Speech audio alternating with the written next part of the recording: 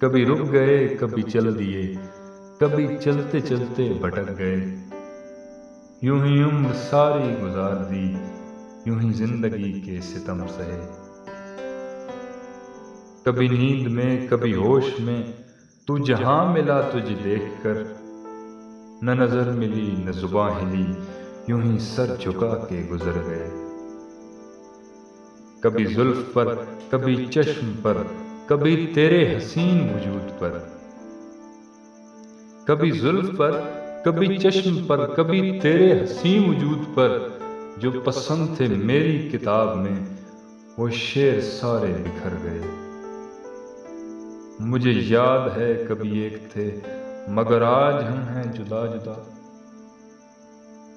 مجھے یاد ہے کبھی ایک تھے مگر آج ہم ہیں جدا جدا، وہ جدا ہوئے تو سنور گئے، ہم جدا ہوئے تو بکھر گئے۔ کبھی عرش پر کبھی فرش پر، کبھی ان کے در کبھی در بدر، کبھی عرش پر کبھی فرش پر، کبھی ان کے در کبھی در بدر، غم عاشقی تیرا شکریہ ہم کہاں کہاں سے گزر گئے۔